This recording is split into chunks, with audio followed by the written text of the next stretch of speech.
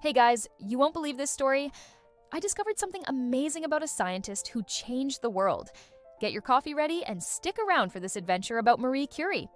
Did you know Marie Curie was born in 1867 in Warsaw, Poland? She grew up at a time when women had almost no access to education. Wow, look at that! Her family were teachers and always valued studying. Her parents encouraged her and her older sister to read everything they could. Can you imagine growing up where every book was a treasure? Since Poland was under Russian rule, Marie had to study in secret schools. The Flying University was a hidden course where she and other kids would meet in secret. Imagine sneaking out at night to learn without getting caught. When she finally got a scholarship, she went to Paris to study at the Sorbonne, the famous French university. Did you know she spoke very little French at first? She even lived in a tiny room and shared everything with other girls. The conditions were tough and money was tight. She studied during the day and worked as a tutor for children at night.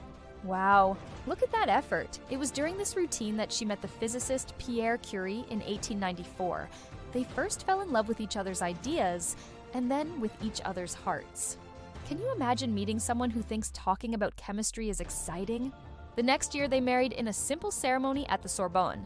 Then they started working together in a makeshift laboratory.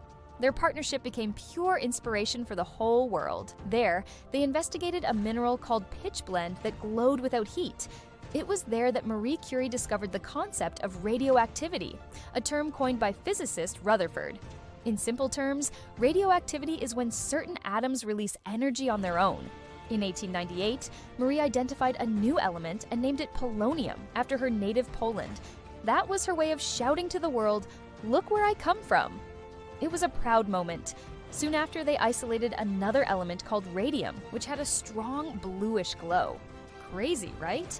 That process took months and involved tons of ore. Separating radium was fascinating, but also toxic. Radioactivity, she explained, is the emission of particles and waves that can break molecules. That's why even today, we need gloves and shields when handling isotopes. In 1903, Marie and Pierre shared the Nobel Prize in Physics with Henri Becquerel. Can you imagine splitting such a huge prize over shining dust? They were recognized for studying and proving the radioactive phenomenon. Marie was the first woman ever to receive a Nobel Prize. Then, in 1911, she won another one, this time in chemistry, for isolating radium and polonium. She remains the only person to win 2 Nobels in different fields. During World War I, she set up mobile radiography units to help save wounded soldiers. These were trucks with X-ray machines known as Petite Curies. Did you know these mobile vans took images of bones and showed where the bullet was? Besides the vans, she trained teams of nurses to operate the machines. It was the first time radiology entered field hospitals.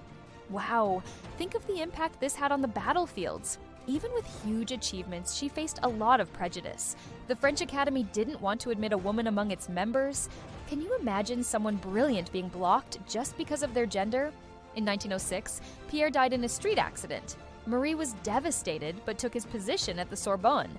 She became the first female professor there, breaking another glass ceiling. After her loss, she threw herself back into work with even more determination. She continued isolating elements and studying radioactivity. Her passion for science seemed stronger than any pain. In 1911, that second Nobel Prize arrived for her chemistry work. She was honored for discovering polonium and radium and for better describing radioactivity. Imagine the thrill of getting that award under so much pressure. A fun fact is that the unit of radioactivity was named the Curie, CI, in honor of the Curies. She felt a bit embarrassed by so much fame, but it was a way to immortalize their names in science.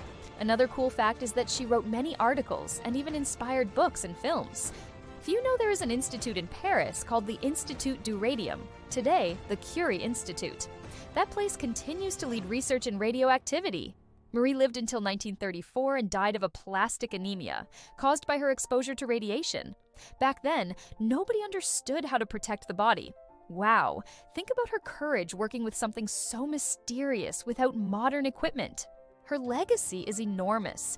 Today, we use radiotherapy to treat cancer and imaging exams every day. PET scans, X-rays, mammograms. It all started with that fearless scientist. Have you ever been to the doctor and not realized who began this story? Besides the machines, she left an example of strength and curiosity. thousands of kids get inspired every day to pursue science careers. Did you know many universities have scholarships in her name? So, did you enjoy this trip through history? Then leave a like, subscribe to the channel, hit the bell so you don't miss anything, and comment below which character you want to see next. See you in the next video!